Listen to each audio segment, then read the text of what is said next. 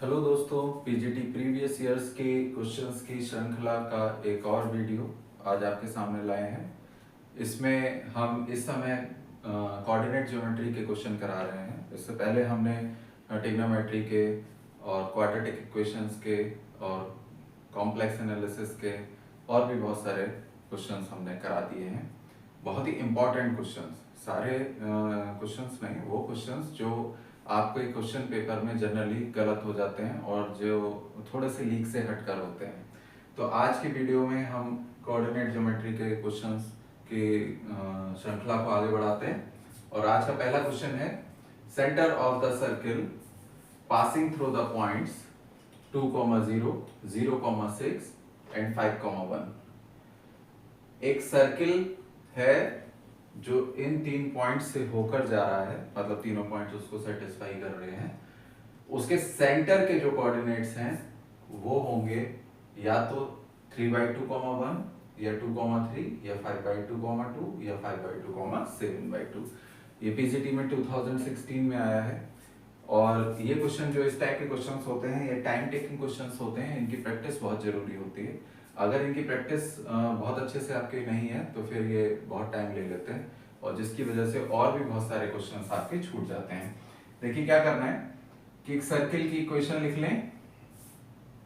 General equation होती है circle की x² plus y² plus 2gx plus 2fy plus c is equal to 0। ये मैंने कई बार बता दी है और आपको भी पता होगा। सर्किल की जनरल इक्वेशन हो गई x² plus y² plus 2gx plus 2fy plus c is equal to 0। अगर ये सर्किल इस पॉइंट से होकर जा रहा है तो जाहिर सी बात है कि ये जो पॉइंट है वो इस इक्वेशन को सेटिस्फाई करेगा। तो इसमें x इक्वल टू 2 और y is equal to 0 put कर दें तो ये हो गया 4 plus 0 plus 4g plus 0 plus c is equal to 0। ये हो गया 4g plus c is equal to -4। इसको इक्वेशन नंबर 1 डाल दें। ठीक है, ये 0,6 जो है ये भी इसको सेटिस्फाई करेगा क्योंकि सर्किल जो है वो इस पॉइंट से भी होकर जा रहा है। तो एक बार x इक्वल टू 0 और y इज इक्वल टू 6 इसमें पुट कर दें। Then 0 plus y is equal to 6 का मतलब 36 plus 0 plus 12f plus c is equal to 0। इसके बाद हो गया 12f plus c is equal to minus का 36। इसको तो डाल दें। और तीसरा पॉइंट ये भी सेटिस्फाई कर रहा होगा। तो एक बार x equal to 5 and y is equal to 1 put कर दें। तो ये हो गया 25 plus 1 plus 10g plus 2f plus c is equal to 0। इसका मतलब हो गया 10g plus 2f plus c is equal to minus के 26। क्वेश्चन नंबर 3 हो गया। बस अब कुछ नहीं करना है, इन तीनों इक्वेशंस को सॉल्व करके g और f की वैल्यू निकाल लें। और सेंटर ऑफ द सर्किल होते हैं -g, -f। जो g और f की वैल्यू है उनके आगे नेगेटिव साइन लगा के और सेंटर ऑफ द सर्किल लिख दें। बस सॉल्व कर लें। सॉल्व करने के बहुत सारे मेथड हैं, किसी भी मेथड से आप सॉल्व कर सकते हैं तीनों इक्वेशंस को। हमें g और f चाहिए तो c गायब कर दें। c गायब करने के लिए इक्वेशन 2 माइनस इक्वेशन 1 कर दें। तो ये हो गया 12f minus 4g 12f minus 4g, c से c कट गया, minus 36 plus 4 is equal to minus के 32।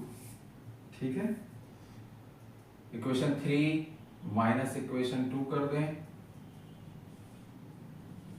कुछ भी कर सकते हैं, वो आपका मन है, कैसे भी सॉल्व करें। तो ये हो गया 10g minus 2f minus 12f minus के 10f, c से c कैंसिल हो गया। -26 प्लस 36 प्लस के 10। फिर से देख लें, 10g ऐसे ही लिख दिया, 2f माइनस 12f माइनस के 10f, c से c कैंसिल हो गया, ठीक है। 26 माइनस का प्लस का 36 तो प्लस का 10 बचा। अब देखिए g और f, दोनों g और f में इक्वेशंस आ गई। इसको छोटा करके भी लिख सकते हैं, इसको लिख सकते हैं 4 से कैंसिल हो जा रहा है, 3f minus g is equal to minus का 8, और इसको छोटा करके लिख सकते हैं प्लस का g माइनस का f इज इक्वल टू 1। 10 से इसको डिवाइड कर दिया है, ठीक है। एक बार इन दोनों को सॉल्व करना है, इन दोनों को ऐड कर दें तो ये हो गया 2f is equal to minus का 7, तो f is equal to minus 7/2, ठीक है। f की वैल्यू यहां रख दें तो g इज इक्वल टू हो गया ये 7/2 प्लस का हो जाएगा, इधर जाके हो जाएगा माइनस का 1 माइनस 7/2, मतलब माइनस का 5/2। तो f पता चल गया, g पता चल गया, then centre of the circle क्या हो जाएगा, minus g comma minus f। तो ये माइनस g कितना हो गया 5/2 और माइनस f कितना हो गया 7/2, 5/2 और 7/2। Option D is the correct answer. देखिए ये बहुत पुराना सॉल्व करना है, बस इक्वेशंस को सॉल्व करना है, बस हमें तरीका पता होना चाहिए कि हम कैसे करना है उसको, और किसी भी तरीके से आप इसको सॉल्व कर सकते हैं। सेंटर के कोऑर्डिनेट होंगे minus g comma minus f।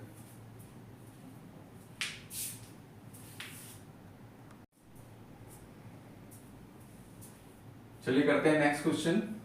इस टाइप के जो क्वेश्चंस होते हैं ये बहुत आते हैं पेपर में, और लगभग 1 से 2 क्वेश्चन हर पेपर में मिलते ही हैं, तो इनकी प्रैक्टिस बहुत अच्छे से करें। द सर्किल, 2 सर्किल दे रखे हैं, x² plus y² minus 4x minus 6y minus 12 is equal to 0 and x² plus y² plus 4x plus 6y plus 4 is equal to 0। ये दोनों सर्किल टच एक्सटर्नली, या तो टच एक्सटर्नली करेंगे या touch internally, दोनों एक दूसरे को इंटरनली टच कर रहे होंगे, या इंटरसेक्ट कर रहे होंगे 2 पॉइंट्स पर, या फिर दोनों ही एक दूसरे को इंटरसेक्ट नहीं कर रहे होंगे। ये पीजीटी में 2011 में आया है। एक बार वीडियो को पॉज करें और अपने दिमाग में ये सोचें कि इसमें करना क्या है। अब अगर आपके दिमाग में ये आ रहा है कि इसमें ऐसा करना है या वैसा करना है या जो भी करना है, तो बहुत अच्छी बात है, उसको करके देखें, वीडियो को पॉज रहने दें। लेकिन अगर आपके दिमाग में नहीं आ रहा है कि हमें क्या करना है, देन फिर आप इस वीडियो को देखें और लाभ उठाएं। एक सर्किल ये दे रखा है और एक सर्किल ये दे रखा है। हम ये नहीं कह रहे कि आपको कुछ आता नहीं है या आपके समझ में मतलब आप कर नहीं पाएंगे, हो सकता है आप बहुत अच्छी सी प्रैक्टिस कर रहे हो। हमारा मकसद भी आपको कुछ सिखाना नहीं है, हमारा मकसद भी है आपको प्रैक्टिस कराना, और जितनी ज़्यादा से ज़्यादा आप प्रैक्टिस करेंगे उतने ही अच्छे तरीके से आप एग्जामिनेशन हॉल में क्वेश्चंस को कर पाएंगे, और वही हमारा प्रयास है। सर्किल की ये पहला सर्किल है, सपोज इसको मान लें S1, x² plus y² minus 4x minus 6y minus 12 is equal to 0। General equation क्या होती है, x² plus y² plus 2gx plus 2fy plus c is equal to 0। General equation भी मैं यहाँ लिख देता हूँ, x² plus y² plus 2gx plus 2fy plus c is equal to 0। आपको सारी ये चीजें याद रहें, लेकिन फिर भी हर क्वेश्चन में जब भी आप प्रैक्टिस कर रहे हो या कोई भी क्वेश्चन सॉल्व कर रहे हो तो इनको बार बार लिखें। जितनी बार ज्यादा बार लिखेंगे उतनी ही बार ये आपको अच्छे से याद रहेगा, और अगर आप इसको बार बार नहीं लिखेंगे तो फिर ये आपको आगे चल के धीरे धीरे करके भूल जाएंगे, क्योंकि पिछले 2 साल से तो एग्जाम हो नहीं पा रहा है, लेकिन इस बार जुलाई में 100% एग्जाम होगा। कंपेयर कराते हैं दोनों को। तो 2g इज इक्वल टू है माइनस का 4, तो g is equal to -2, 2f is equal to है -6, तो f इज इक्वल टू -3 और c इज इक्वल टू है -12। तो इसका जो सेंटर होगा वो सेंटर मान ले C1 है, ये क्या होगा -g, -f, और ये क्या हो जाएगा 2, 3। समझ गए? सेम टू सेम एक और इसकी रेडियस और लिख लें, और इसकी रेडियस हो जाएगी, क्या होती है √g² + f² - c, √g² मतलब 4 + f² 9 - c +12, ये हो गया 25 और 5, तो रेडियस हो गई 5। ठीक है, दूसरा सर्किल है, सपोज इसको S2 से डिनोट कर दें, x² + y² + 4x + 6y + 4 = 0। इसको इस इक्वेशन से सेट कंपेयर कराएं, then g is equal to हो जाएगा 2g इज इक्वल टू 4, देन g is equal to 2, 2f is equal to 6, तो f इज इक्वल टू 3 और c इज इक्वल टू 4। ठीक है, तो इसके सेंटर क्या हो जाएंगे, सेंटर के कोऑर्डिनेट, सपोज C2 मान लें इसको, तो ये कोऑर्डिनेट हो जाएंगे -g, -f, -2, -3, और इसकी रेडियस जो है वो क्या हो जाएगी, रेडियस हो जाएगी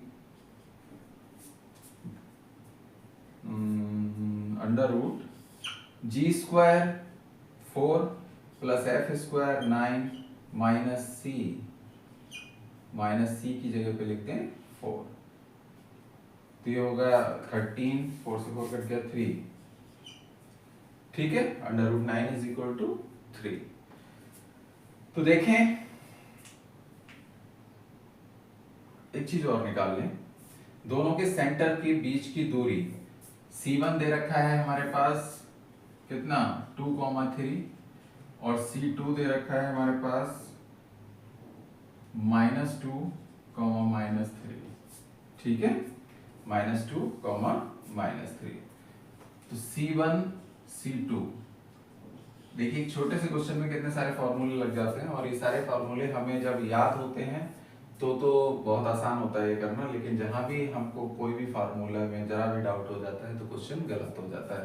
तो कोशिश ये करें कि सारे फार्मूले लिखें जरूर, इसको मान लें x1 y1 और इसको x2 y2, तो ये फॉर्मूला होता है किसी भी दो पॉइंट्स के बीच की डिस्टेंस निकालने का, x1 - x2 का होल स्क्वायर, y1 - y2 का होल स्क्वायर। कुछ बुक्स में x2 - x1 का होल स्क्वायर दिया होता है और y2 - y1 का होल स्क्वायर दिया होता है, इससे कोई भी फर्क नहीं पड़ता। ये हो गया 2 + 2 4, 2 + 2 4 का स्क्वायर 16 प्लस 3 + 3 6 का स्क्वायर 36, ये हो गया 2 और ये हो गया 2 5 52। ठीक है, और 52 किसका स्क्वायर होता है 7 से थोड़ा सा ज्यादा, 7 पॉइंट समथिंग। ठीक है, 7 पॉइंट समथिंग। अब देखें दो सर्किल हैं, सपोज ये एक दूसरे को या तो कट कर रहे होंगे दो पॉइंट्स पे, या एक्सटर्नली टच कर रहे होंगे, या इंटरनली टच कर रहे होंगे।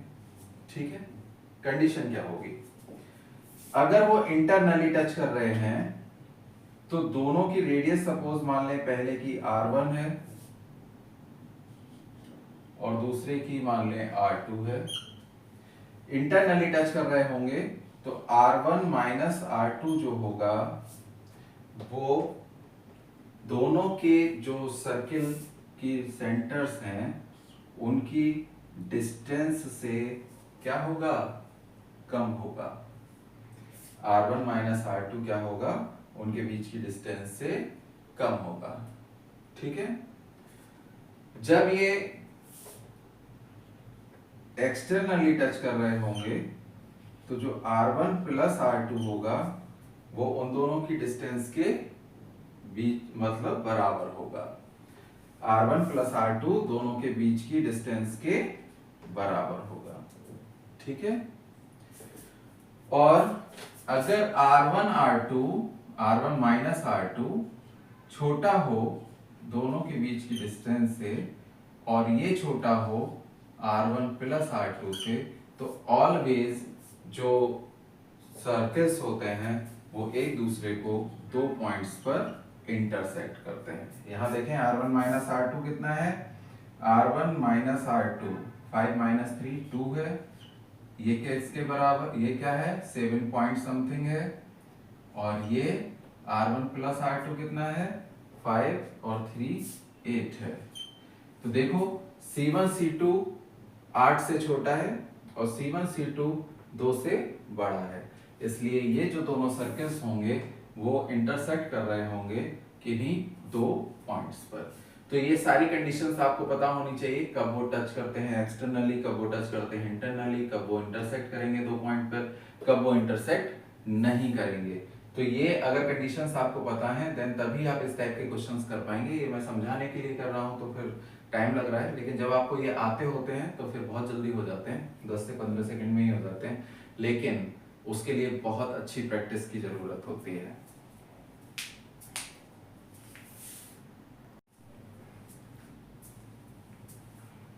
चलिए करते हैं next question. The number of common tangents to the circles, ये दो सर्कल दे रखे हैं, इनमें बताना है कि इसके नंबर ऑफ कॉमन टेंजेंट्स कितने होंगे। देखिए बहुत इंपॉर्टेंट क्वेश्चन है, ये पीजीटी में 2011 में आया है। ये बहुत सारे क्वेश्चंस हैं, हम भी वही क्वेश्चन करा रहे हैं जो लीक से हटकर क्वेश्चन है, वो क्वेश्चंस हम नहीं करा रहे हैं जो बहुत सिंपल हैं और जो आप आसानी से कर सकते हैं, क्योंकि आप भी कहीं ना कहीं टीचिंग कर रहे होंगे और बहुत अच्छे से पढ़ा रहे होंगे, तो फिर बहुत सारी चीजें हैं जो आपको ऑलरेडी आती हैं। हम ये नहीं कहते कि आपको ये नहीं आता, बस हम आपका ध्यान आकर्षित कर रहे हैं इनकी तरफ। एक बार फिर से वीडियो पॉज करके इस क्वेश्चन के बारे में सोचें और फिर देखें कि क्या आपको पता है कि अब इसमें क्या करना है, और अगर आपको पता है कि इसमें क्या करना है तो फिर तो कर ही लें, और अगर नहीं ध्यान आ रहा है कि इसमें क्या करना है, इसका मतलब है आपको प्रैक्टिस करनी है, और हम सिर्फ और सिर्फ आपको अच्छी सी प्रैक्टिस कराने की कोशिश कर रहे हैं, जैसे कि आप वहां पे जाके सोचने में टाइम वेस्ट ना करें, जैसे ही क्वेश्चन देखें और वैसे ही कर दें। ठीक है, चलिए करते हैं इसको। The number of common tangents बताने हैं कितने हैं टू द सर्कल्स, इन दोनों सर्कल्स में। ठीक है, तो पहले हमें कंडीशंस पता होनी चाहिए कि नंबर ऑफ कॉमन टेंजेंट्स कितने होंगे, किस कंडीशन पे। देखिए मैं बताता हूं कि वो कंडीशन जब हमें सामने आएगी अभी तब मैं बताऊंगा कि वो कितने हो सकते हैं। जनरल इक्वेशन होती है x square plus y square plus 2gx plus 2fy plus c is equal to 0। इसको s1 मान लें, x square plus y square minus x is equal to 0। इसमें g इज इक्वल टू कितना है, minus का 1/2। देखें 2g is equal to -1, then g is equal to -1/2। f is equal to कितना है 0, c इज इक्वल टू कितना है 0। ठीक है, तो इसका जो सेंटर हो गया सपोज C1 है, ये क्या हो गया -g, -f। ठीक है, और इसकी जो रेडियस हो गई, मान लें R1 है, ये हो गया g square plus f square minus c, मतलब 1/2। ठीक है, सेम टू सेम इक्वेशन है x square plus y square plus x is equal to 0। Compare करा दें किससे, x square plus y square plus 2gx plus 2fy plus c is equal to 0 से। तो 2g is equal to 1, तो g is equal to 1/2, ठीक है। f is equal to 0, c is equal to 0। तो centre जो है इसका suppose C2 है, ये हो गया -g, -f, और रेडियस जो है वो इसकी है सपोज R2 मान लें, तो ये हो गई √g² + f² - c 1/2, ठीक है। एक चीज और निकाल लें, दोनों सेंटर्स के बीच की डिस्टेंस C1 C2, ये हो गया ये x1/1 x2/2, x1 - x2 1/2 -1/2 का होल स्क्वायर + 0 - 0 का होल स्क्वायर, ये हो गया 1/2 + 1/2 कितना हो गया 1, 1 का स्क्वायर कितना हो गया 1, ठीक। यहां देखने से पता चल रहा है कि दोनों सर्किल्स के सेंटर्स के बीच की डिस्टेंस कितनी है 1, उन दोनों की रेडियस R1 और R2 के सम के बराबर है। इसका मतलब है C1 C2 किसके बराबर है R1 + R2 के। इससे क्या पता चल रहा है, इससे ये पता चल रहा है कि दोनों जो सर्किल हैं वो एक दूसरे को एक्सटर्नली टच कर रहे हैं। देखें एक सर्किल है ये और एक सर्किल है ये, ठीक है, सर्किल सही बना। जब ये एक्सटर्नली टच करेंगे तो सपोज इसका सेंटर है C1 और इसका सेंटर है C2, ये है R1 और ये है R2। C1 C2 जो होगी वो R1 + R2 के बराबर होगी, तभी ये एक्सटर्नली टच कर पाएंगे, अदरवाइज ये एक्सटर्नली टच नहीं करेंगे। तो C1 C2 R1 + R2 के बराबर है, दोनों ही 1 = 1 है, इसलिए ये क्या कर रहे हैं एक्सटर्नली टच कर रहे हैं। इसमें कितनी, अब यहां तक तो बात समझ में आ गई कि एक्सटर्नली टच कर रहे हैं, ये पीछे भी क्वेश्चन किए हुए हैं। अब क्वेश्चन क्या है उनका, जो पूछा है वो अभी तक हमने नहीं बताया। पूछा है कि the number of common tangents, अब इन दोनों सर्कल्स में नंबर ऑफ कॉमन टेंजेंट्स कितने होंगे। तो देखो एक कॉमन टेंजेंट तो ये हो जाएगा, दोनों को टच करता हुआ जाएगा, ठीक है, दोनों की रेडियस। एक कॉमन टेंजेंट ये हो जाएगा, ये भी दोनों को टच करता हुआ जाएगा, और एक कॉमन टेंजेंट ये हो जाएगा जो दोनों को टच करता हुआ जाएगा। मैक्सिमम यही 3 कॉमन टेंजेंट हो सकते हैं, इसके अलावा कोई भी कॉमन टेंजेंट नहीं होगा। तो आंसर हो जाएगा ऑप्शन डी, ठीक है। अगर ये इंटरनली टच कर रहे होते, सपोज एक सर्किल ये है और एक सर्किल ये है, ठीक, इंटरनली टच कर रहे होते तो इसमें कॉमन टेंजेंट सिर्फ एक ही होता, एक से ज्यादा नहीं होता। अगर ये टच कर ही नहीं रहे होते तो इसमें कॉमन टेंजेंट 1 2 होते हैं। तो ध्यान रखेंगे कि जब ये एक्सटर्नली टच करते हैं तो कॉमन टेंजेंट्स की संख्या 3 हो जाती है, जब ये इंटरनली टच करते हैं तो कॉमन टेंजेंट्स की संख्या 1 होती है, जब ये टच ही नहीं करते तो कॉमन टेंजेंट्स की संख्या मैक्सिमम 2 हो सकती है, ठीक है। आई होप आपको समझ में आ गया होगा और इसको ध्यान भी रखेंगे, ये बहुत ही इंपॉर्टेंट क्वेश्चन है।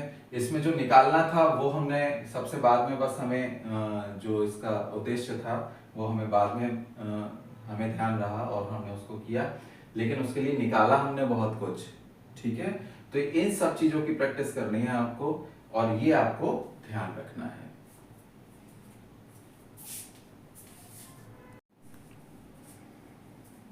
चलिए करते हैं नेक्स्ट क्वेश्चन। ये भी बहुत इंपॉर्टेंट क्वेश्चन है। इस टाइप के जो क्वेश्चंस होते हैं वही क्वेश्चंस आपको सिलेक्शन दिलाते हैं। और ये बिल्कुल भी सीधे सीधे क्वेश्चन नहीं है। जो आज मैं क्वेश्चन करा रहा हूँ ये बहुत ही इंपॉर्टेंट क्वेश्चन है, और ये बिल्कुल भी ऐसे क्वेश्चन नहीं है जो आप बिना प्रैक्टिस के अगर एग्जामिनेशन हॉल में देखें तो उसको तुरंत से कर दें, या कोई भी डायरेक्ट फार्मूला लगा के उनको कर दें।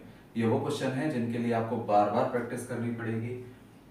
तो देखते हैं, the circle x square plus y square minus 6x minus 10y plus p is equal to 0 does not touch or intersect the axes।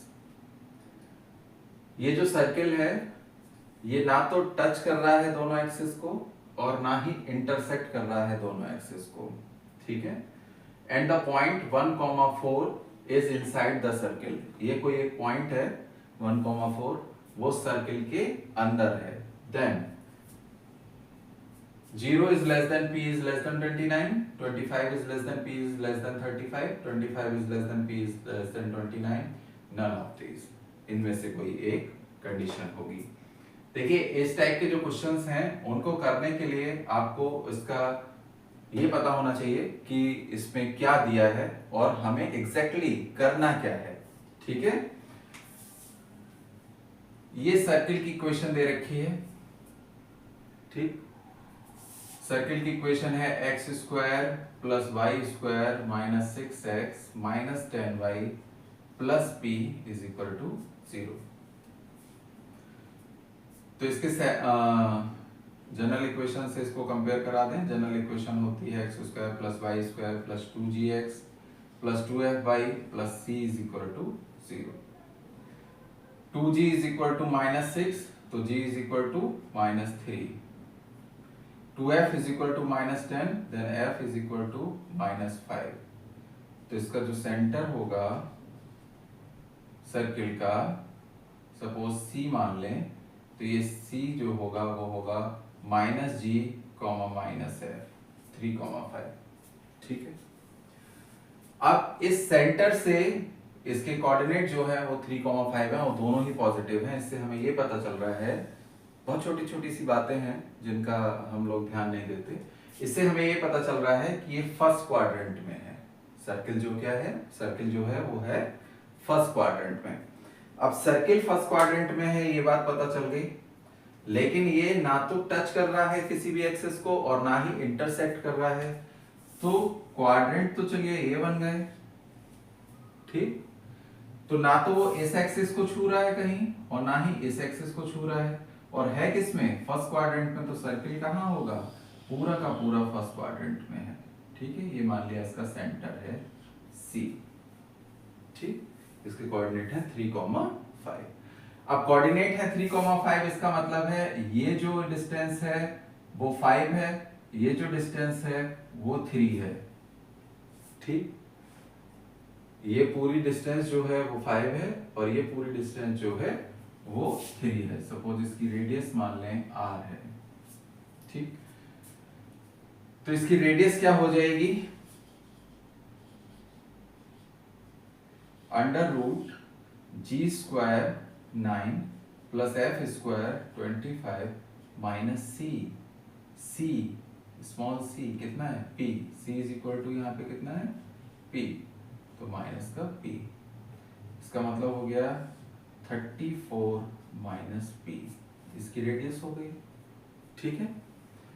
34 minus p इसकी क्या हो गई, radius r is equal to, ठीक। अब ये जो सर्किल है वो पूरा का पूरा फर्स्ट क्वाड्रेंट में है, और ये जो डिस्टेंस है वो 5 है, ये जो डिस्टेंस है वो 3 है। इसका मतलब है r 3 और 5 से छोटा ही होगा, तभी इसको टच नहीं करेगा और तभी इसको इंटरसेक्ट नहीं करेगा। तो इस कंडीशन में r is less than 3 and 5, जब 3 से छोटा है तो 5 से तो होगा ही होगा, तो r इज लेस देन 3, और r क्या है, under root 34 minus p is less than 3। समझ गए? एक बार फिर सुन लें कि जब सर्किल पूरा का पूरा फर्स्ट क्वाड्रेंट में है तो ये जो डिस्टेंस है ये 5 है और ये जो डिस्टेंस है ये 3 है, तो जो इसकी रेडियस होगी वो 5 से छोटी होगी। 3 से भी छोटी होगी तभी ये पूरा फर्स्ट क्वाड्रेंट में होगा। ना तो वो एक्स एक्सिस को टच कर रहा होगा और ना ही वाई एक्सिस को टच कर रहा होगा और ना ही इंटरसेक्ट कर रहा होगा। तो रेडियस को मैंने 3 से छोटा कर दिया है। रेडियस हो गई 34 minus P is less than 3 और ये हो गया 34 minus P is less then 9। तो p is greater than 34 minus 9 मतलब 25। p की जो वैल्यू होगी वो 25 से ज्यादा होगी। ठीक है। अब एक पॉइंट है 1,4 जो इनसाइड द सर्किल है। मान लिया वो यहां है 1,4, इसको a मान लें। ठीक है। Inside the circle, inside the circle है, हर वर्ड का मीनिंग है इनसाइड द सर्किल है। इसका मतलब है इसके सेंटर कितना है 3,5। सेंटर से लेके इस पॉइंट तक की जो डिस्टेंस होगी यहां से यहां तक की वो r से छोटी होगी तभी तो इनसाइड होगा। अगर ये पॉइंट इसके अंदर है तो रेडियस से ये डिस्टेंस छोटी होगी। इससे क्या पता चल रहा है कि CA is less than R। ठीक है। और CA कितना है, CA है under root x1 minus x2 का होल स्क्वायर 3 माइनस 1 का whole square plus y1 minus y2 का होल स्क्वायर 5 माइनस 4 का whole square is less than R under root 34 minus p। ठीक है। ये हो गया 2 का स्क्वायर 4, 1 का स्क्वायर 1, 34 माइनस p। ठीक। अंडर रूट हटा दें 5 is less then 34 minus p। ठीक है। सो p is less then 34 minus 5। So p is less then 29। दोनों को कंबाइन कर दें। सो p बड़ा किससे है 25 से और छोटा किससे है 29 से। So option C is the correct answer. देखिए इस टाइप के क्वेश्चंस की अगर आप अच्छे से प्रैक्टिस नहीं करेंगे तो ये क्वेश्चंस आपसे एग्जामिनेशन हॉल में तो नहीं होंगे और होंगे तो बहुत समय ले लेंगे। आपको बिल्कुल पता नहीं होगा कि हमें इसमें क्या करना है। तो मेरा सुझाव है कि आप ज्यादा से ज्यादा इस टाइप के क्वेश्चंस की प्रैक्टिस करें।